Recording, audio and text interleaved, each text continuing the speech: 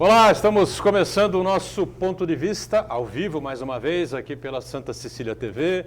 Muito mais informação, muito mais debate para você.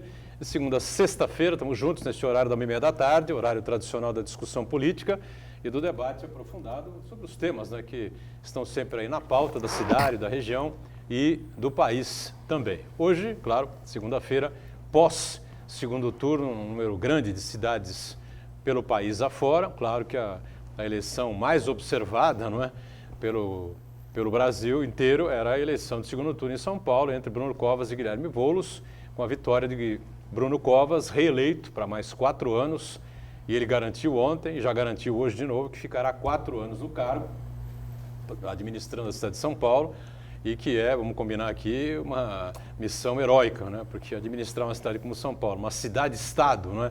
Como dizia o saudoso José Paulo de Andrade ao microfone da Rádio Bandeirantes, não é fácil para absolutamente ninguém. São Paulo tem milhões, né, de necessidades, milhões de problemas, mas é uma cidade extraordinária, né?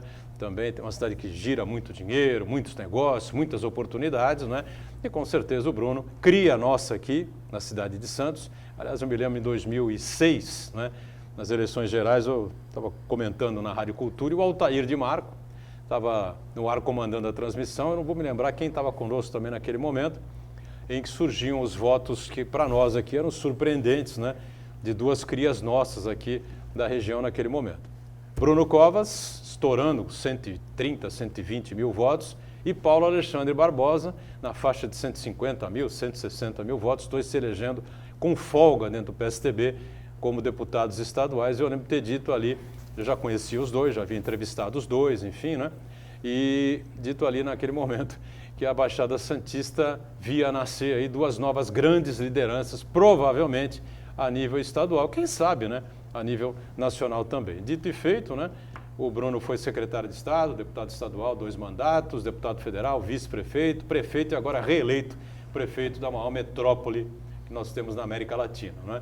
E o Paulo Alexandre, quase que no mesmo caminho, 2 vezes deputado, também secretário de Estado, eleito, reeleito e faz o sucessor sempre em primeiro turno aqui na cidade de Santos. Então, os dois nasceram aí, né, politicamente quase que ao mesmo tempo, e o Bruno tem aí a glória, então, de se reeleger ontem com uma votação extraordinária, derrubando completamente os números apresentados pelas pesquisas eleitorais, que também serão motivos aí de uma análise nossa, porque mais uma vez as pesquisas em segundo turno, hein? Um contra o outro contra um, apenas, não tinha mais ninguém, né? E erraram bastante. O erro mais grosseiro foi em Recife, onde todas as pesquisas apontavam 50-50 e a diferença a favor do João Campos foi muito maior, né?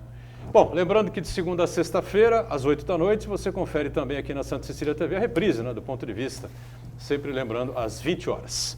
Ronaldo Ferreira, que é advogado, especialista em empreendedorismo, participa com a gente aqui desta edição do Ponto de Vista. Tudo bem, Ronaldo? Prazer revê-lo. Opa, boa tarde, Boturão, boa tarde aos amigos aqui da mesa, em especial, meu boa tarde a todos que nos acompanham aqui na TV Santa Cecília. Boturão, 57 cidades ontem fizeram o nosso segundo turno no Brasil, emerge das urnas um equilíbrio de forças políticas, ainda falta uma eleição, a de Macapá, devido a essa tristeza, essa lamentável falta de consideração ao brasileiro, ao cidadão, ao consumidor brasileiro, né, que deve ser respeitado e que passa semanas e semanas a fio sob trevas praticamente, né? Teve lá o presidente, a coisa começou a funcionar, mas o fato é que existe lá, sem dúvida alguma, um grande débito dos nossos governantes para com o cidadão de Macapá. E Macapá fará a sua eleição nos próximos dias. Mas as urnas, elas trazem alguns recados. Do ponto de vista que nós temos de equilíbrio de forças, o MDB aí consolidando o número maior de prefeituras, logo atrás o grande expressivo crescimento do PP, PSD, o DEM, o PSDB mantendo o equilíbrio de forças também, no estado de São Paulo com 172 prefeituras. E, terminadas as eleições, fecham-se as urnas, já se começa as discussões para 2022. Eu acho que as urnas trazem um recado agora, Entendo que essa eleição em 2020, diferente de 2018, não foi pautada por exotismos, não foi pautada por gritos ou bravatas, mas ela foi pautada por equilíbrio e de tal sorte que os partidos mais de centro, eles foram os grandes vencedores desse processo. Você pega hoje, até certo ponto, o PT sai extremamente enfraquecido, a figura do presidente Lula também.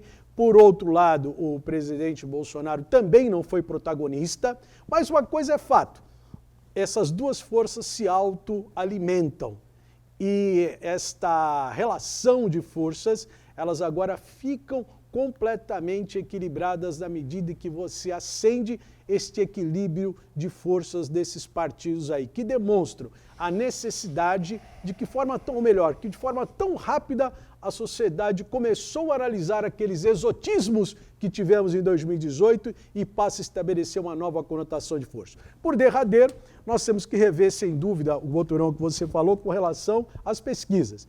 E as pesquisas erraram, e erraram feio. Fica um alerta. De tal sorte que você veja, não houve pesquisa, aquela divulgação às 17 horas da boca de urna. Não houve. Por quê? Porque se tinha em dúvida, o erro era tão grosseiro e grotesco que ocorreu que ninguém, pelos números anteriores que se apresentavam, que se ficou em silêncio. Mas é isso. Esperamos agora que esse equilíbrio de forças, como bem disse o prefeito eleito de São Paulo, Bruno Covas, nós temos que dar um fim ao negacionismo e ao obscurantismo. Muito bem, obrigado, Ronaldo. Conosco também o advogado, professor universitário, advogado especializado na área da Previdência, doutor Danilo Oliveira, que vai participar com a gente, colaborar conosco, né, e trazer aqui um livro que traz uma das perguntas mais importantes, né, do país, né? A gente vai falar sobre ele daqui a pouco, né?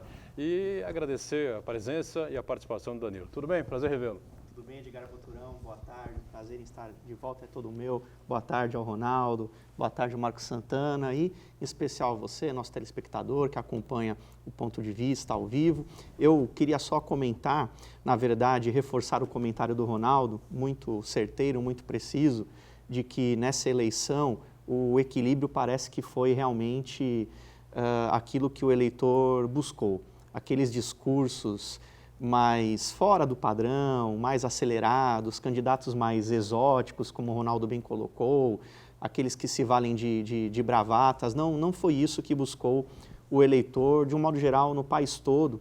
E eu não gosto muito de, mal encerrada, mal terminada uma eleição, já fazer projeções para a próxima, mas me parece, por tudo que a gente vivenciou, agora nessas eleições, primeiro e segundo turnos, que essa vai ser a tônica 2022. Eu acho que a busca por esse equilíbrio, alguns consensos, me parece que esse vai ser o caminho que pode levar ao êxito no pleito eleitoral de 2022. Ainda tem muita água para passar debaixo dessa ponte, mas eu acredito que muitos já estejam trabalhando em busca desse consenso. Vamos aguardar.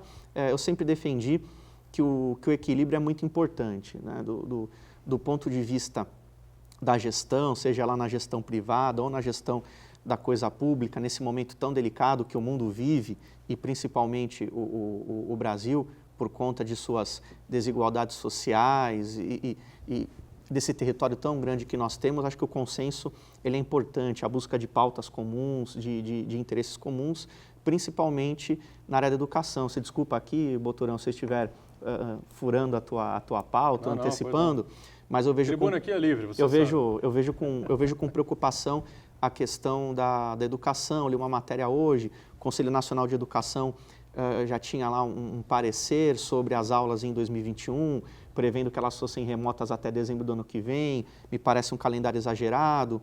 O MEC, por sua vez, é contra, quer aulas presenciais. Eu deixo aqui o meu recado, a minha opinião. Quem sou eu nesse cenário? Sou nada, nem ninguém, professor, claro. Mas me parece que no campo da educação, num país como o nosso, tão grande territorialmente, o que caberia ao Ministério da Educação não seria definir se as aulas serão presenciais, remotas ou híbridas, Ronaldo.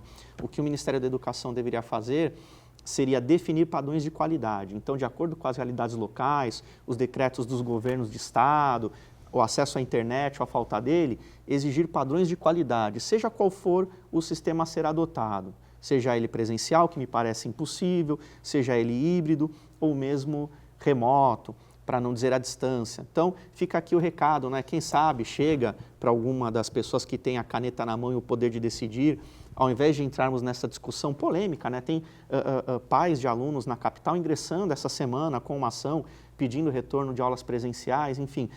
Me parece que não há certo ou errado. O que me parece é a necessidade de que o governo faça o seu papel de dar as diretrizes para que, de acordo com as realidades locais, seja qual for a possibilidade e a necessidade da população, você tenha alguns parâmetros de padrões mínimos de excelência. Do contrário, os prejuízos serão muito maiores do que esses econômicos que nós estamos vendo. Daqui a alguns anos, infelizmente, a gente vai sentir o déficit por essa educação que há muitos anos já não é e agora, menos ainda, está sendo oferecida a contento. Aliás, tem uma foto aí do ministro da Educação, né? Aqui em Santos, sexta-feira, né? A hora que o pessoal conseguir colocar, pode colocar, é uma curiosidade apenas, né? Não é nada grave, nada contra o ministro da Educação, que é de Santos, todo mundo sabe disso, né? E estava por aqui, né, num shopping aqui da cidade, fazendo seu lanchinho na sexta-feira à noite. Está no direito dele, tudo bem, né? Essa é uma curiosidade, onde ele estava naquele momento, né?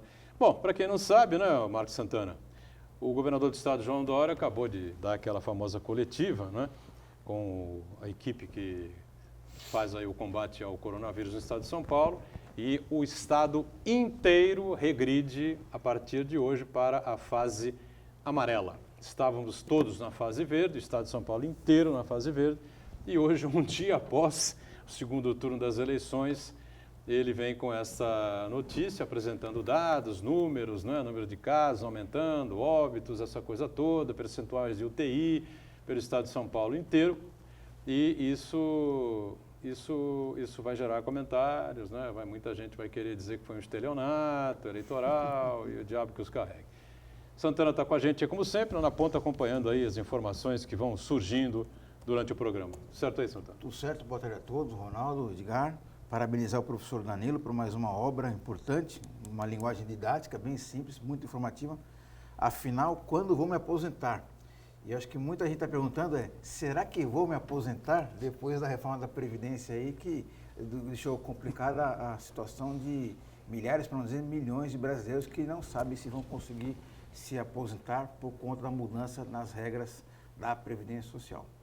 Quero parabenizar também o prefeito eleito de São Vicente, Caio Amado, do Podemos, pela vitória, e também a prefeita eleita de Praia Grande, Raquel Kine, porque o sucesso deles na gestão é o sucesso da cidade, dos moradores e, por consequência, também da nossa região metropolitana. Espero que eles tenham uma gestão serena de diálogo, porque, afinal, vão governar não apenas para os eleitores que votaram neles, mas para votar em todos os moradores das suas cidades. Eu quero cumprimentar você que nos acompanha ao vivo, convidar você a participar também do programa, mandando sua pergunta, crítica, sugestão pelo Facebook. Ponto de Vista com Edgar Boturão, ou então por e-mail, contato@pontodevista.tv.br. O programa também pode ser acompanhado ao vivo pela internet, santaportal.com.br/tv. As edições anteriores do Ponto de Vista ficam disponíveis na internet também, no nosso canal no YouTube e na nossa página no Facebook. E você que nos acompanha a reprise às 20 horas, uma boa noite. Muito bem, boa noite para você que está sempre conosco na reprise, não é? E, bom, a bomba do dia já saiu, né? O estado de São Paulo inteiro na faixa amarela. Eu costumo dizer todo dia que o que a gente debate aqui até às 14h30 pode significar nada à noite, porque coisas incríveis acontecem nesta combalida República Brasileira, né? Mas já aconteceu no nosso estado aqui, né? Todo mundo sabia que o Dória ia dar essa coletiva, que teríamos novidades, novos posicionamentos do estado em relação ao combate ao coronavírus, mas todo mundo ficou meio cabreiro, vai fechar o estado inteiro, vai fechar as cidades todas, não vai fechar nada, né? Haverão restrições, mais uma vez, em relação aos horários, né? Agora, que vai ficar a pergunta, que vai ficar o questionamento, né, em relação ao segundo turno, vai. Por que no dia 30 e não no dia 16, no dia 17? Já que os casos vinham aumentando, já que os óbitos também vinham crescendo. Então, sabe, É mais um ponto negativo na gestão do João Dória, eu repito aqui, lamentavelmente o governador João Dória é um dos piores avaliados, se é que é possível dizer isso, né? Um dos mais mal avaliados do país, entre os governadores. Né? Infelizmente nós somos paulistas, vivemos no estado de São Paulo, gostaríamos imensamente que o governador fosse bem avaliado, que as coisas caminhassem de outra forma. Mas infelizmente não é assim que está acontecendo. E isso vai ser outra chulapada, não é? Na avaliação do governador do estado, né, Ronaldo? Me parece, né? Me parece que a forma como já se avizinhava a possibilidade de uma mudança, porque os números que se descortinavam com relação aos novos casos das pessoas contaminadas pelo Covid-19, isso já causava um certo incômodo. E, infelizmente, acabou vindo hoje a fase amarela. Isso vai impactar diretamente nas academias, impactar um pouco na questão da ocupação dos restaurantes, no horário de funcionamento. Não há fechamento, hipótese alguma, mas há uma restrição de horários. Agora, é importante também, a gente verifica, às vezes, que as pessoas precisam ter consciência também, gente. Eu fico, às vezes, você entra numa fila, muitas vezes, as pessoas não observam aquele distanciamento. Você está numa fila de um caixa de supermercado, a pessoa gruda em você e tem as marcas ali. Então, é importante que a sociedade tenha plena consciência de que os números, os casos de contaminação haviam diminuído, mas o vírus não foi extinto, hipótese alguma. Há necessidade do distanciamento, do uso da máscara, do uso do álcool gel constantemente. Todas essas medidas profiláticas, elas são importantes, porque você não tem uma vacina. E não há perspectiva de uma vacina, pelo menos até meados do próximo ano. Então nós temos que conviver dessa maneira. E há uma necessidade aqui para todas as pessoas que esse negacionismo que houve no Brasil, de modo geral, isso fez muito mal. E as pessoas acham que não se mata, que o vírus não mata. O vírus mata sim, ele não é gripezinha, tá? Ele não é para quem foi atleta ou deixou de ser atleta. Ela impacta e mata pessoas. Mas nós temos que, de alguma forma, a sociedade, de modo geral, ter essa consciência. O distanciamento é importante. A gente vê isso nas ruas no dia a dia. Você pega, lamentavelmente, ao final de semana, as pessoas não usam máscara na praia, não fazem aquilo que deve ser feito. Agora, ao governador, ele passa a ter esse ônus também agora, porque todo esse processo do Covid, quando ele esteve à frente de tudo isso, ou seja, todo o impacto negativo do Covid-19, politicamente, ele ficou centrado na figura, infelizmente, do governador, que ele teve à frente de todas as discussões. E agora, quando você tem que retroceder, é ele que vai mais uma vez à frente. Então, ele acaba tendo o ônus desse desgaste, lamentavelmente, também. Foi não, Danilo. Um elogio, uma honra, muito obrigado. Fico aqui honrado. Me parece, e até depois desse comentário preciso do Ronaldo, fica difícil da gente. Vou ter que buscar alguma coisa aqui para acrescentar. Mas brincadeiras à parte, Ronaldo. Antes da data de hoje. Por mais Pegou muito mal, como muita gente já vinha comentando, né? Claro que os opositores, não diria em todos os municípios, mas especificamente na cidade de São Paulo, vamos dizer que foi um estelionato eleitoral, que ele jogou o tempo inteiro para favorecer o Bruno Covas, e na minha opinião não aconteceu isso. O Bruno ganhou sozinho não, com todo o apoio do PSDB, dos partidos aliados, enfim, mas completamente distanciado do governador João Dória, que acompanhou um pouquinho, né, o que aconteceu na eleição de São Paulo no primeiro e segundo turno, percebeu nitidamente que ele escondeu o Dória o tempo todo. Dória não apareceu em momento algum, que tem uma rejeição monstruosa na capital paulista pelo que ele fez lá atrás. Ganhou dizendo que ia fazer uma administração revolucionária, que seria exemplar para o país, né? E 15 meses depois ele estava fora da prefeitura para sair à presidência da República, que não conseguiu, né? O Alckmin e seu grupo impediram isso e ele acabou saindo ao governo do Estado. Mas que podia ter feito lá atrás, de uma outra maneira, de uma outra forma, explicar às pessoas o que estava acontecendo. Eu acho que isso não ia influenciar negativamente na reeleição do Bruno, que fez uma excepcional campanha, uma pessoa extremamente preparada, um cara correto e tem tudo para fazer uma boa gestão na ingovernável capital paulista. Mas, por favor, Danilo.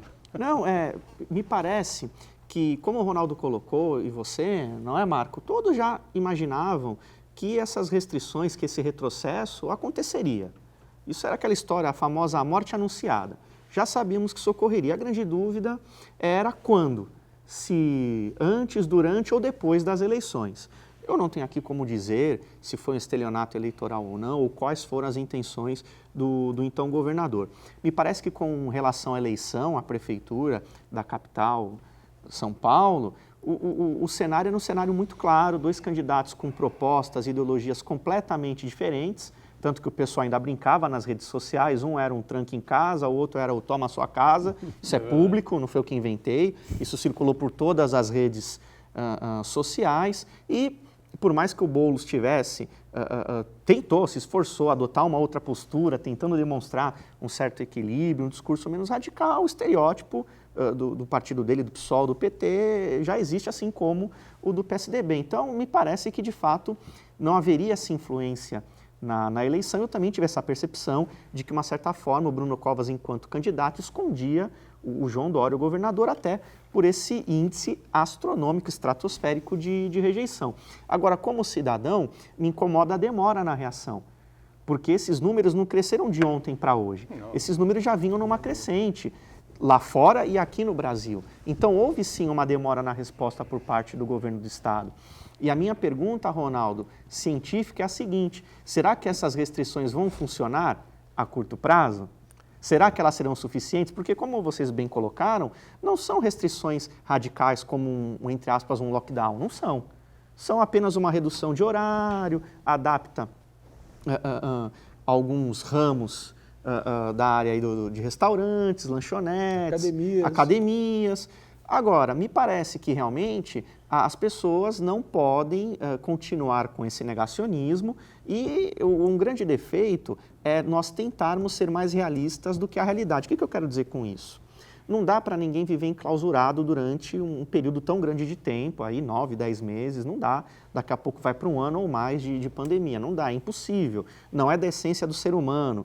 Socialmente, filosoficamente, somos seres que vivemos países em sociedade. Frios, né? Agora, as pessoas se acostumam um pouco mais. Agora, num país tropical... Mas mesmo lá, viu, Boturão, há reuniões, há agrupamentos de pessoas. Agora, aqui, eu acho que o que a gente não pode fazer é fingir que, porque os números estavam, digamos assim, satisfatórios, fingir que não tinha mais pandemia, praias lotadas, né? Não vou ser aqui hipócrita. Às vezes eu pego minha bike, dou uma pedalada com a minha esposa, com a minha filha, mas assim, usando máscara, procurando sempre horários que não são horários de pico. Sim. Então, é preciso que nós mantenhamos ainda esse sacrifício. O momento atual ainda é de sacrifício. É isso que a gente precisa colocar. Não é? E há decisões que são importantes de serem tomadas. Eu volto aqui à questão da educação, por exemplo. Eu volto aqui. São decisões importantes para o próximo ano.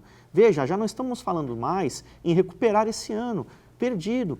Mas e ano que vem? Como podemos fazer para que na área da educação, uma área importantíssima, esse não seja mais um ano perdido? E vou aqui na onda, surfar na onda do Marcos Santana, meu amigo. Parabenizo aos prefeitos eleitos e reeleitos de toda a Baixada Santista e rogo para que vocês tenham uma boa assessoria e para que vocês consigam fazer algo que é importante, que os antecessores ou muitos de vocês na primeira gestão não conseguiram fazer, que é fechar a torneira de 2 áreas muito importantes, que são saúde e educação principalmente. Eu falo aqui com propriedade de causa. A educação em São Vicente está um caos, mas ela tem jeito. O Boturão sabe, já conversei muito com ele sobre esse assunto. Basta boa vontade, basta parar, sentar e se dedicar. Tem que ter coragem, Ronaldo, tem que ter coragem. É preciso ter coragem para fazer a coisa certa. E precisa, porque a população vicentina está pagando o preço e nós pagamos o preço exatamente por vivermos em sociedade. Vamos ter que fazer um intervalo, daqui a pouco a gente volta a essa tese, avaliando aí os resultados aqui da Baixada Santista, a vitória do Caio Amado em São Vicente e da Raquel Chine Mourão.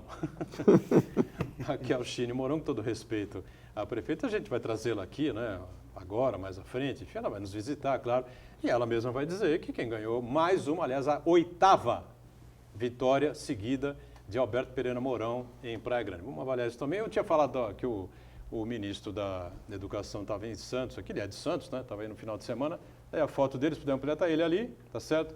Ali é o McDonald's, então sexta-feira à noite estava ele ali, comendo lá o seu McDonald's, talvez o seu Big Mac, não sei, né?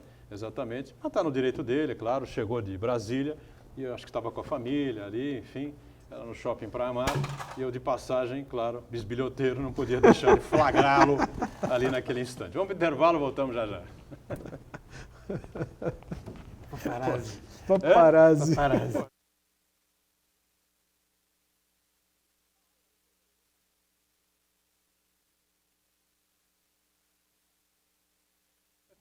Paparazzi. Ministro da Educação comendo seu Big Mac no shopping Praia Mar. Caramba, meu. Mas, viu, gente, o povo também, às vezes, é meio complicado mesmo. As pessoas ficam coladas umas nas outras, dentro do Mas, banco, claro, no Ronaldo, supermercado. esse é o grande drama. O Paulo vai ter que Você- tomar uma medida ou vai deixar a trolha pro Rogério. Caramba, você tem que... As pessoas têm um pouquinho E não é mais o de Paulo, vai ter que ser consciência, a Chine, vai ter que ser o Caio, vai ter que ser tem um essa grande gente desafio toda. agora que eu não sei o que não eles vão vou fazer, falar cara. Eu grande vou contar uma desafio. para vocês. Semana passada, o senhor já, de idade, mais de 80 anos, cliente nosso, faleceu. A gente estava com um problema lá com o plano de saúde e tal. Aí daqui a pouco ligam da portaria, ó, fulana de tal, filha do falecido. Ele nem tinha falecido, ele faleceu nesse dia, só que mais tarde, era de manhã, ó, filha do... A gente sabia que estava internada com Covid, tá aqui embaixo, ela quer subir para falar com vocês. Caraca. O que ela tá fazendo circulando na rua? Ela estava com Porra. Covid. Não sei, pai, mas, né? pô, O pai tá com o teve. pai internado, Pois é. cara. Mora com ela. Percebeu? Rádio Bandeirantes, um monte de gente pegou. Pô, a manhã toda. Pedro, Thaís e o... Muito bem, de volta aqui a sequência do Ponto de Vista com o Ronaldo Ferreira, um especialista no empreendedorismo, advogado, como também o Danilo Oliveira, advogado da área previdenciária, professor aqui da casa, né, da Universidade de Santa Cecília, e o Santana atento aí às principais informações que vão surgindo, né? Depois a gente encerra aquele tema, podemos incluir o tema da educação, que é básico, é fundamental, seja em São Vicente, em Santos, no Brasil inteiro, né? Não tem dúvida nenhuma. Especificamente São Vicente,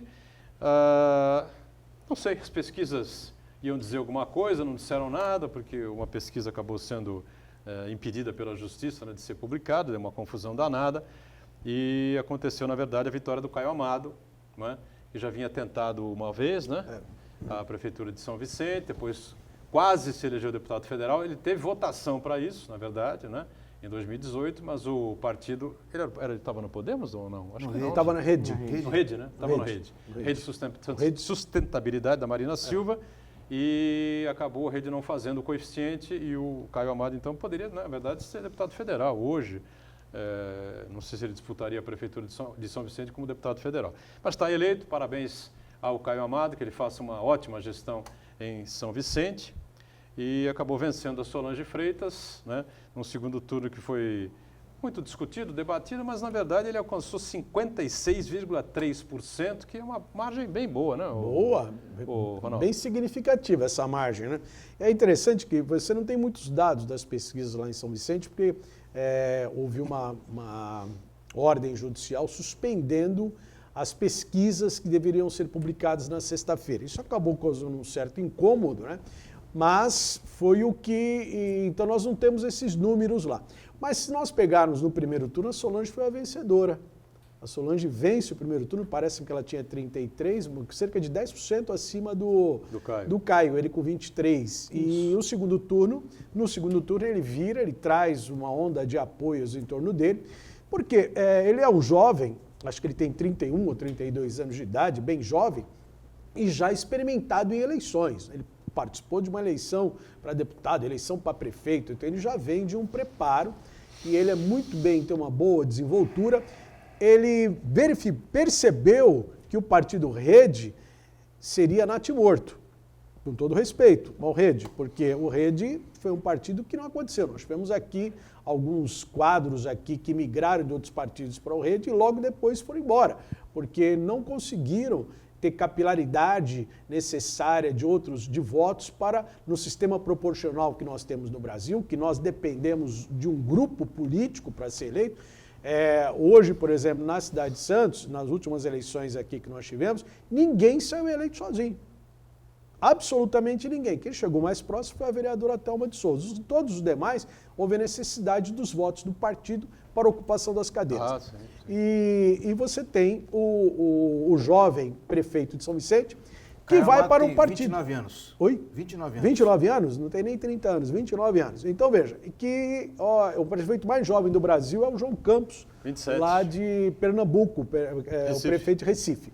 Então, veja, o grande desafio agora é São Vicente, porque ele vem, esse jovem prefeito, ele sai lá do Rede, vai para o PTN, na verdade o Podemos é o antigo PTN, né? Era o Partido Trabalhista Nacional, nós comentávamos há instantes agora, e está no Podemos, é um partido que tem uma estrutura diferenciada, mas o grande desafio de São Vicente é uma cidade que tem um orçamento hoje aí que não chega em 2020, agora me parece que era de 1 bilhão 220, 1 bilhão 250, não sei quanto está projetado para 2021, mas deve ficar em torno de 1 bilhão e 300, por aí, é o que eu calculo, mas com uma população de 330 mil habitantes, com graves problemas de infraestrutura, problemas gravíssimos, as escolas que o Danilo citou agora aqui, porque esse tem que ser o foco dos administradores agora, a educação.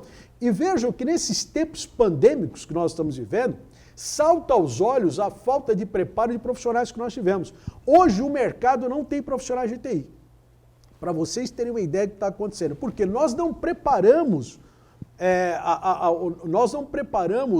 os nossos jovens, as pessoas para o mercado de tal sorte que ele pudesse absorver. Hoje faltam profissionais de TI. As empresas estão tirando profissionais de TI de um porquê. Especialmente as empresas portuárias. Né? Exatamente. Por quê? Com essa dinâmica que a pandemia teve que antecipar a tecnologia da informação, pelo menos aí uns 2, 3 anos à frente, isso fez com que esses profissionais tornassem valorizados. E eu sempre disse isso lá atrás, em especial aos jovens, que eu dizia o seguinte, eu tinha um entendimento há uns 3 ou 4 anos atrás, que os nossos jovens dominassem hoje a informática ou alguma coisa. Eu me deparei com uma determinada frustração que os nossos jovens estavam sabendo mexer num smartphone, num iPhone, mas não dominavam sequer um pacote Office, por incrível que possa parecer, que é onde nós precisamos dar preparo para as pessoas, a inserção mínima, básica para o mercado de trabalho e a tecnologia que vai pautar. Segurança da informação de dados, tá?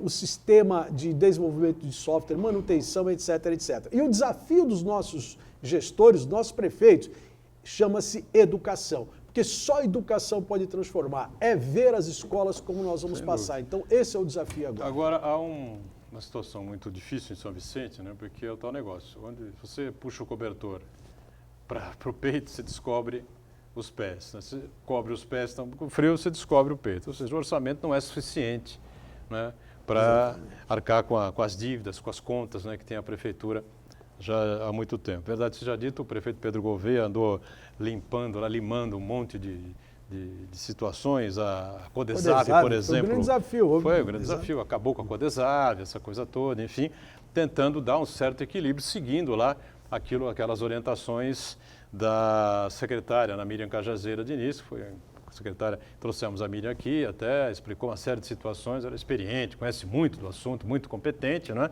E o Pedro tentou, de várias maneiras, seguir as orientações dela, inclusive exterminando lá com a Codesave. Agora, fica esse desafio porque o prefeito de São Vicente precisa de verba do Estado.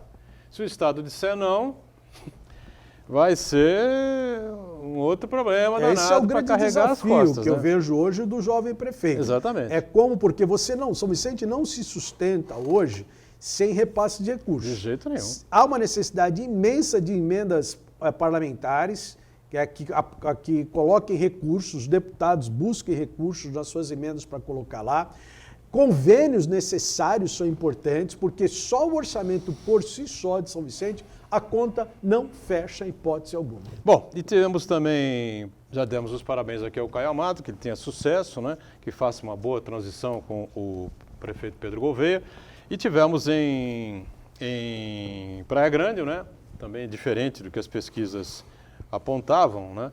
Apontavam um empate, rigoroso empate, 35-35 ou 36-36, não vou saber agora lembrar exatamente o que era, mas deu 53,52% para a prefeita eleita agora, Raquel Chine Mourão. Né? E por que eu estou fazendo essa brincadeira? Porque a Raquel Chine era uma ilustre desconhecida, né, do povo, da população, do eleitor de Praia Grande, certo, o Danilo? A Raquel é uma excepcional técnica, Todo mundo diz isso, todas as pessoas que conhecem, anos, convivem há com anos ela. na equipe do muitos prefeito, e muitos anos na talvez equipe da décadas, prefeitura, décadas, na verdade. Conhece a máquina como poucos, é uma excelente profissional, né? É uma excelente funcionária pública, todo mundo sabe disso, fez uma boa gestão aí na AGEM, certo? Foi diretora da AGEM, né? Agora, eleitoralmente, nós, na verdade, tivemos a 8ª vitória consecutiva, não sei se existe isso em algum lugar do país ou do mundo, mas a 8ª vitória consecutiva de um líder político no seu município. Vice vale, não? Se vale vice, ele é a 9ª vitória, porque ele foi vice do Dozinho, né, em 88. E aí, em 92 se elegeu e aí começou, né? Fez o Yamauchi em 96, voltou, se elegeu em 2000, se reelegeu em 2004, fez o Roberto Francisco, né? Voltou, se reelegeu, tem 5 mandatos completos, mais um do Yamauchi, mais um do Roberto Francisco e agora mais um da Raquel Chini. Realmente a força política do prefeito Mourão é impressionante, né? Mas eu acredito que isso seja resultado daquilo que a população de Praia Grande vê no dia a dia, vê entregue nesses anos, nessas décadas. Veja, vou deixar aqui claro, talvez eu seja suspeito porque eu fui servidor público na Praia Grande, eu trabalhei lá durante 4 anos, eu fiz parte dessa grande equipe do prefeito Mourão, e é claro que perfeito ninguém é, e ninguém agrada a todos. Mas quando a gente anda na Praia Grande, ou você fica um tempo, alguns meses sem ir, você retorna, a infraestrutura não é só a parte, digamos assim, de embelezar, não é só decoração, até a parte de saneamento, bairros mais carentes, nós temos exemplo, Caieiras. Veja, no ano de 2005, estávamos no início de uma regularização fundiária. Hoje nós temos lá saneamento básico, nós temos, se não todos, a grande maioria dos lotes com documentação, regulados, as pessoas podendo exercer a sua cidadania. Então, me sinto até à vontade para falar sobre isso, porque a eleição já foi, né? Não estou aqui pedindo voto para ninguém. Estou apenas testemunhando e falando aquilo que eu vivenciei, um trabalho muito sério. A Raquel, ela nunca foi, digamos assim, um exemplo de simpatia, nunca teve esse apelo com o público, mas a seriedade, a capacidade técnica dela é indiscutível. Sim. Claro, há quem não goste até do jeito enérgico e forte dela, mas ela conhece a máquina, conhece as pessoas e, na verdade, a votação do candidato concorrente até surpreendeu, né? Muito se questionou, como em outros municípios, da legitimidade da candidatura, se ele era cidadão ou não da Praia Grande, mas, enfim, me parece importante que Praia Grande tem tudo para continuar crescendo muito, e o desafio lá da Praia Grande realmente continua sendo manter a excelência que se atinge e atingir os bairros mais carentes. E aí a gente vai para um outro problema muito sério brasileiro, que é a questão do controle das áreas públicas, controle de invasões, o controle dos adensamentos habitacionais, que é outro calcanhar de Aquiles brasileiro, como é em Praia Grande, como é em São Vicente. Por quê? Porque o poder público não encontrou ainda uma fórmula de efetividade no combate às invasões, e aí não adianta, não tem gestor que dê conta. Se você não consegue estancar a fonte do problema, você sempre vai ter um déficit de saneamento básico, de escolas, de unidades básicas de saúde. Esse é um problema sério que eu posso dar o meu testemunho, que mesmo diante das dificuldades, a Prefeitura de Praia Grande, o prefeito Alberto Mourão e sua equipe, eu fui chefe da equipe de controle de invasões, de regularização fundiária, desde aquela época até hoje, continuo tendo... Sabe aquele, você cria um apego, então você fica ali meio que de longe acompanhando, claro, né? E tem pessoas sérias trabalhando em prol disso. Então, também aqui a Raquel, muito sucesso, muito êxito, que, como bem disse o Marcos Santana, quem ganha com isso é a população do município. Diga, Santana, pois não? Bom, é inegável a eficiência das gestões de Mourão. Aliás, mais da metade do tempo de vida, mais da metade do Praia Grande, mais da metade do tempo de emancipação, política, Mourão foi o prefeito, né? Além de indicar outros. Então, as votações, não só quando o Mourão é pessoalmente o candidato, como as pessoas que ele indica para ser o prefeito, né? No caso, Ricardo Yamauchi, Roberto Francisco e agora Raquel Chini, é um resultado claro disso daí, né? Vamos lembrar que antes de Mourão Praia Grande era um verdadeiro acampamento à beira da praia, né? Uma cidade completamente desordenada. Ele promoveu mudanças significativas na urbanização da cidade, dotou a cidade com equipamentos de serviços públicos importantes na área de educação, saúde, Sim. promoveu obras importantes ali na chamada terceira zona. Quer dizer, isso daí, essa votação é um reflexo direto do desempenho de Alberto Mourão quando comandava a prefeitura de Praia Grande. Mas ainda assim, os resultados dessa eleição de 2020... Tive os ônibus dos farofeiros, lembra? Então. Ele foi o primeiro prefeito a proibir, né? Proibir, Lembra disso? sim. Não? Sim. Exatamente. O primeiro mandato dele. Então, na verdade, os resultados dessa eleição de Praia Grande, o eleitor de Praia Grande também dá um recado muito claro de que não está aceitando mais indiscriminadamente apenas a indicação, né? Vamos lembrar que no primeiro turno a diferença entre Raquel Kine e o Danilo Morgado foram apenas 4.800 votos, né?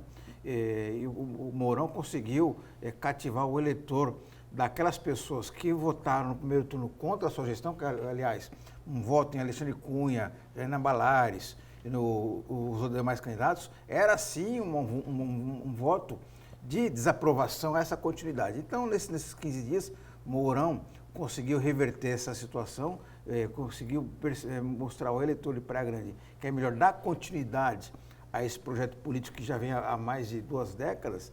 E vamos ver agora como é que é o comportamento de Raquel Kine à frente da gestão de Praia Grande, porque Raquel Kine não é Alberto Mourão.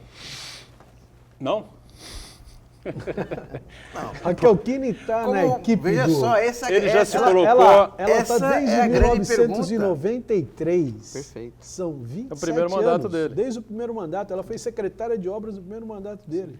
E indicada pelo Domingos Nini de Oliveira, pelo Yamauchi, naquele time lá que planejou, né, toda aquela mudança, né, Ela que nós faz já parte colocamos aqui. diretamente dessa mudança de Praia Grande. Ele já se colocou, o prefeito Mourão já se colocou como conselheiro, né, consultor ou conselheiro da Raquel Kine. Ou seja, Raquel, vai por mim que você vai bem. Fica tranquila que vai dar tudo certo. Não, é inacreditável uma coisa dessa, né? Força política enorme, gigantesca que tem Alberto Mourão em Praia Grande. Eu digo aqui, a 8ª vitória de Mourão consecutiva, E o que é nas interessante, eleições só de Praia aproveitar Grande. aqui, o interessante é o seguinte, esse jovem que chegou ao segundo turno, Danilo Morgado, ele me parece que não tem uma história mesmo dentro de Praia Grande, me parece que ele não faz parte dos grupos políticos históricos de Praia Grande, nem nada. E ele chega no assessor segundo turno, do senador Olímpio. Major Olímpio. Essas são as credenciais dele. Então, no momento de decidir, o cidadão de Praia Grande, opa, peraí, deixa eu ficar com quem eu conheço mesmo de verdade, que está aqui no meu dia a dia. E a questão das pesquisas, foi o que aconteceu. Aí olhou-se o Danilo houve um outro olhar sobre o Danilo. Quando o enfrentamento foi direto, Sim, não é quando verdade? foi direto, Perfeito. o Praia Grandense olhou e falou assim, não, esse aqui eu conheço. Vale a Esse pena aqui eu sei continuar, quem é. vale a pena continuar divulgando pesquisas até a reta final? Porque a gente vê distorções enormes. Né? Desde que a gente saiba fazer a leitura, né? Porque, veja, como que as pesquisas eram vistas? Você, diante de uma pesquisa, na dúvida, ia votar em quem estava na frente. Me parece que esse era o entendimento da pesquisa, até para os próprios partidos e para os candidatos. Era isso que se pensava das pesquisas. E agora as pesquisas, já há alguns anos, na verdade, talvez cada vez menos, elas têm sido uma fonte segura para que o eleitor indeciso tome a sua decisão. Porque os institutos, eles vivem sendo achincalhados, né? São tidos como corruptos, que querem colaborar. Aquele pessoal que é mais ao centro-direita, mais à direita, tá vendo, olha aí, querem levar o Boulos, querem fazer o Boulos ganhar. O outro que é mais à esquerda, centro-esquerda, tá vendo. Mas o judiciário acabou intervindo, o Danilo, Edgar, Marcos, alguns falam, na eleição de São Paulo mesmo, teve pesquisas que o judiciário proibiu a divulgação. E, então ocorreram alguns fatos em vários lugares onde o Poder Judiciário atuou no sentido de não se fazer divulgação. Será que as pesquisas não estão hoje prestando, até certo ponto, um desserviço, né, à população? Será que não seria interessante limitar, né, as pesquisas até 10 dias? Vocês se recordam que no passado não Ronaldo, muito longínquo, nós tínhamos esse processo, as pesquisas eram proibidas. 10 dias, 15 dias, sei lá. Existem pesquisas e pesquisas também. Tem que ver como é que a metodologia, a amostragem que está por trás, qual que é o histórico do Instituto de Pesquisa, porque muita gente pegou instituto que a gente nunca ouviu falar e vinha com os números esdrúxulos que interessavam apenas ao candidato que havia encomendado a pesquisa. Sim. A gente percebeu muito bem isso em Santos, foi claramente, em outras cidades também aconteceram isso, e a gente tem que ter em mente que sempre a pesquisa é um frame de um filme, não é que vai indicar qual que vai ser o resultado final. Ela é uma radiografia daquele momento. Daquele momento, né? exato. Né? Então, por exemplo, em São Paulo, as pesquisas... Mas para quem interessa isso, fora os candidatos? O que interessa o público saber que na sexta-feira, véspera da eleição do domingo em Santos, Thelma de Souza tinha 10% a mais do que o João Paulo Essa é Tavares emblemática. Papa. Pesquisa do Ibope, emblemática. É emblemática. Transformou completamente, né? O Grupo A Tribuna resolveu criar o seu próprio instituto, depois desse furo gigantesco do Ibope. E tal. O Ibope fez as pesquisas aqui. Não foi um instituto lá da beira da esquina, lá nas coxas e tal. Foi o Ibope. Todo sujeito que acompanha a política em Santos, que acompanhava aquela eleição, sabia que era impossível a Thelma ter 10% a mais em relação ao Papa. Serão 25, 26, 27 mil votos a mais, o que não existia, mas em hipótese alguma. Tanto que não houve virada nenhuma. Não houve virada nenhuma. Na mesma noite, a Enfoque, né, eu estava com o mesmo programa, numa outra emissora, Ponto de Vista, né, uma emissora co-irmã nossa aqui, e naquela noite eu recebi a pesquisa da Enfoque, o juiz eleitoral estava na mesa, pedi licença a ele, e ele falou, não, você pode dar todos os dados aí e divulgar. A diferença era de 1,8 a favor da Thelma. E ao final com o Papa subindo o Papa subia e ela caía. O X ia acontecer. A dúvida é a seguinte, o X era no sábado, no domingo ou só na segunda-feira? Aí ela venceria. O X foi do sábado para o domingo e o Papa ganhou. 1.771 votos. Foi, 1771, historicamente. Historicamente. Agora, não sei, quem se beneficia dessas coisas, né? Desses erros grotescos, né?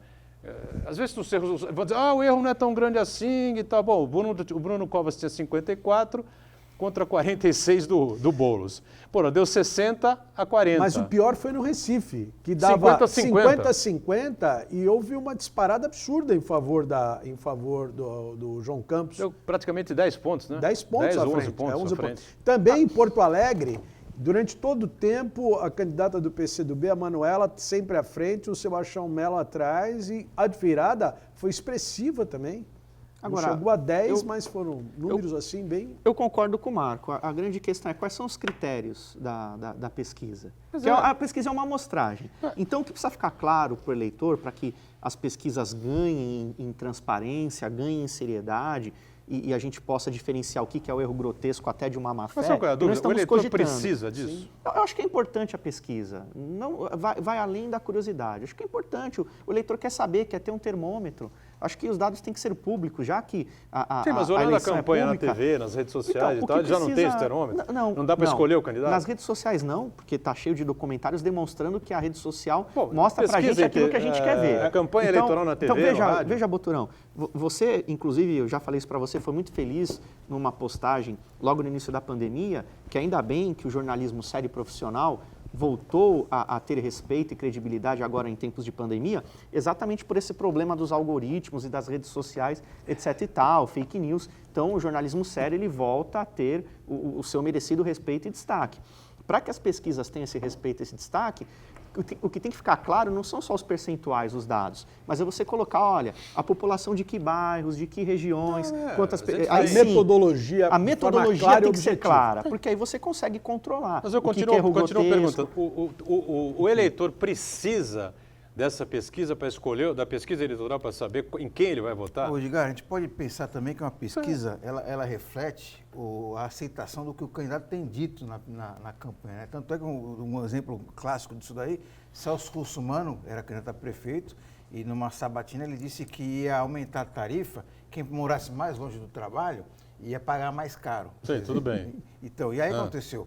Quando ele apresentou essa proposta, ele caiu vertiginosamente nas pesquisas. Então, significa dizer o quê? Que o termômetro, a pesquisa é um termômetro, sim, das propostas que o candidato vai apresentando. Mas para que ao longo serve da isso? proposta. O eleitor Por precisa exemplo, disso? Por exemplo, Precisa ter Guilherme pesquisa? Boulos. O Guilherme Boulos, em São Paulo, Guilherme Boulos, em comparação ao Gilmar Tato, que dividiam ali, disputavam mais ou menos a mesma faixa de eleitorado. Quem vota no Bruno Covas, vota no Burro Russomano, continua votando. Agora, aquele eleitor com perfil mais à esquerda, então ia optar ou entre o Gilmar Tato ou entre o Guilherme Boulos. A gente viu claramente o eleitor precisa ser influenciado, né? que as propostas agora do vocês vão Guilherme desculpar. O Boulos... eleitor precisa ser influenciado indeciso. pela pesquisa, então? O indeciso Não, a acaba pesquisa encaminhando para acaba, quem está na acaba, frente. acaba, Ela estimula. acaba, O indeciso, vou votar nesse aqui Tem tá que na sair frente. rápido no intervalo, estouramos o bloco aqui, vamos falar aqui do livro do Danilo. Aliás, o livro eu tenho o Santana já anunciou, depois a gente mostra de novo aqui, a pergunta que não quer calar, né? Voltamos já. Muito bom, voltamos, está aqui o livro do nosso Danilo Oliveira, né? E aí o título, afinal, quando vamos nos aposentar, é isso? Não, está aqui, aproximando. Quando vou me aposentar. Quando vou me aposentar, afinal, quando vou me aposentar, sabe Deus.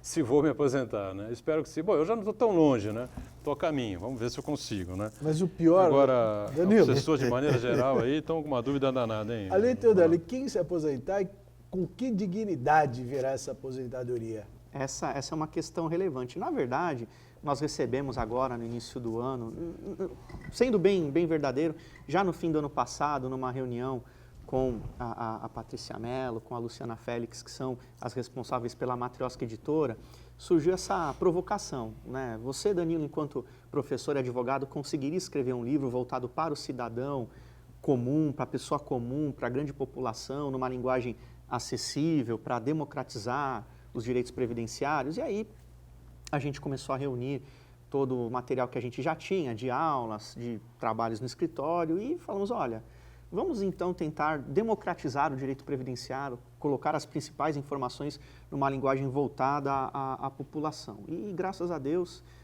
desde que o livro foi lançado e chegou aí nas livrarias e também está disponível pela internet, a gente tem recebido um feedback muito positivo, esse desafio dessa linguagem clara, popular, sem aquele rebuscamento técnico, né, sem o tecnicismo, tem atingido o resultado. Então, esse, entre aspas, empoderamento, né, da dona de casa, do eletricista, do motorista de aplicativo, as pessoas que querem saber quais são os benefícios previdenciários que elas têm direito, quais são os requisitos. Isso a gente procurou fazer de uma forma didática, com exemplos, com quadros comparativos. Modéstia à parte, eu acho que a gente tem conseguido, pelo menos esse é o feedback que a gente tem, e a editora também tem nos dado esse retorno. Então, é um trabalho que tem esse viés social de levar esse conhecimento para as pessoas. Agora, a sua pergunta ela é muito importante, Ronaldo, porque essa questão da dignidade da aposentadoria, eu já disse isso aqui outras vezes, ela está muito além das regras previdenciárias que estão postas. Ela passa pela questão do custeio da seguridade, que é uma questão muito delicada, e passa por algo que é anterior, que é prévio, que é exatamente o mercado de trabalho, o setor no qual você é especialista, o empreendedorismo e o mercado de trabalho. Eu li hoje de manhã cedo, uma matéria do Estado de São Paulo, do Estadão, falando exatamente de que, na contramão de outros países, o Brasil, apesar de uma recuperação no crescimento econômico, singela, tímida, continua em queda no número de empregos formais, no número de desocupados e no número de desalentados. Você, melhor do que eu, entende esses termos técnicos que a gente usa para medir esses indicadores econômicos, né, de geração de emprego e renda. Então, o número de desalentados cresceu, o número de trabalhadores com vínculo formal seletista diminuiu, né? Quer dizer, as pessoas estão com menos trabalho formal, e tem também aqueles trabalhadores em potencial, você me corrija, por favor, Ronaldo, tem um termo técnico para isso, mas o número de trabalhadores em potencial também. Então, quer dizer, aquela falsa impressão que a gente tinha, Marcos Santana, eu lembro que a gente já comentou sobre isso em programas atrás, não, as pessoas estão deixando de ser empregados para serem empreendedoras. Isso não está acontecendo, E aí, Ronaldo, você me lembrou de um aspecto importante durante uma de suas falas, que é o seguinte: desculpem aqui ser chato, mas sou professor, sou da área da educação. A nossa educação ela tem que ter uma transformação concreta, real, porque o nosso aluno ele tem que aprender mais que a matemática, mais que a computação, mais que a história. O nosso aluno ele tem que aprender a resolver problemas cotidianos. Então, as competências que estão lá na Base Nacional Curricular, mais do que aprender conteúdos, os alunos têm que aprender competências, ou seja, como resolver problemas do dia a dia, como usar a tecnologia, no que a tecnologia pode ser importante para você, estudante que está nos acompanhando, ou para o seu filho, que está aí prestes a entrar no mercado de trabalho, ou está querendo entrar no mercado de trabalho, ou até você, como que a tecnologia pode te ajudar? Vou dar um exemplo singelo aqui. Em momentos de crise, automaticamente aumenta o número de trabalhadores informais. Só que hoje um trabalhador informal, Ronaldo, tem que saber usar tecnologia. Então mesmo aquela dona de casa que faz comida caseira, doces, salgados, bolos deliciosos, se ela não tiver um conhecimento mínimo de redes sociais, de como fazer um videozinho, de como disparar mensagens para os seus contatos, ela está perdida. Por quê? Porque a concorrência engole ela. E aí me assusta que mesmo os mais jovens não têm esse domínio da tecnologia, de como fazer vídeos, de como mandar mensagens para grupos fechados, grupos abertos. Não tem. Por mais que alguns aplicativos e softwares sejam intuitivos, eles são subutilizados por nós. Eu gosto muito do exemplo do Excel, que você falou do pacote Office, né? Não só aqui patrocinado, quisera eu ser patrocinado pela Microsoft, mas veja, você tem lá o Excel. Aquele aplicativo, ele faz cálculos maravilhosos e que a gente subutiliza. A gente subutiliza a ferramenta. Então, a educação ela tem que ser voltada para isso, sem contar o salto, que é o salto para o empreendedorismo, que nós não temos, viu, Ronaldo? As pessoas que estão em formação, ou mesmo já formadas, que têm que voltar ao mercado de trabalho, se reinventar, é muito bonito, né? Olha, se reinvente, não é simples assim. Por quê? Porque falta o suporte para nós. Claro que essa é a impressão que eu tenho. Então, Ronaldo, fechando a resposta à tua pergunta, a questão da Previdência, ela passa por isso. Antes de eu me aposentar ou de eu ter direito a um benefício, eu tenho que trabalhar e custear. E a grande dificuldade está aí, porque o contribuinte individual, o famoso autônomo, muitas vezes ele não tem essa preocupação. Ele não pensa no vai que, né? Exatamente. No momento, 65 anos é a idade mínima, né? Para isso, homem. Isso. Para mulheres, 62 para as mulheres. Para as mulheres, tem aqueles cálculos todos, você vai voltar aqui no programa futuramente para reviver a memória das pessoas, né, que passaram por esse processo eleitoral, né? E só rapidamente, né, a gente falou que o João Dória, governador do estado, anunciou hoje à tarde, né? Começo da tarde, no Palácio dos Bandeirantes, as mudanças, né, da fase verde para a fase amarela, retrocedemos para a fase amarela em todo o estado de São Paulo, então shoppings, galerias e semelhantes, né, ocupação máxima 40% do local, horário reduzido para 10 horas de funcionamento, praças de alimentação somente ao ar livre ou em áreas arejadas, adoção dos protocolos geral e setorial específico, comércio, ocupação máxima limitada a 40% da capacidade do local, horário reduzido outra vez, 10 horas de funcionamento, né? Aí vai caber aí os prefeitos definirem horários direitinho, enfim, né? Adoção dos protocolos geral e setorial, enfim, serviço, ocupação máxima limitada a 40% da capacidade de cada local, horário 10 horas também, né? E consumo local, bares, restaurantes similares, somente ao ar livre ou áreas arejadas, ocupação máxima 40%, horário de 10 horas também, consumo no local até às 5 da tarde, ou consumo local até às 10 da noite, se a região estiver ao menos de 14 dias seguindo na fase amarela. Bom, isso aí, né, vai começar agora, né? Adoção dos protocolos padrões, enfim, né? Salões de beleza, olha aí, ocupação máxima também 40%, 10 horas de funcionamento. Academias também, ocupação máxima 30% nas academias. Né, aí vai impactar legal, hein? 10 horas também de funcionamento. Agendamento prévio, hora marcada, que já não estava tendo mais, né? Essa necessidade, agora vai voltar a ter. Permissão apenas de aulas de práticas individuais, mantendo-se as aulas práticas de grupos suspensas, né? Pessoal que tem lá os personagens, que vão com 4, 5 pessoas, enfim, não vai poder mais. Adoção dos protocolos, enfim, né? Eventos, convenções e atividades culturais, permitido após a região estar a menos 28 dias consecutivos na fase amarela, então vai demorar 28 dias, né? Obrigação de controle de acesso, hora marcada, assentos marcados, enfim, né? Venda de ingressos de eventos culturais e bilheterias físicas, desde que respeitados os protocolos sanitários, assentos e filas respeitando o distanciamento mínimo, enfim, né?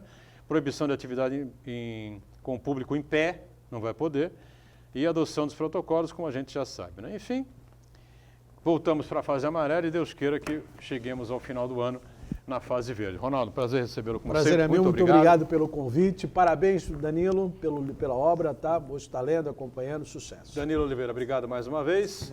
Marcos Santana, Um abraço, obrigado por estar conosco também. diariamente. Não é você que nos acompanhou, de segunda a sexta estamos ao vivo. Reprise do Ponto de Vista, sempre às 8 da noite na Santa Cecília TV. Valeu, tchau.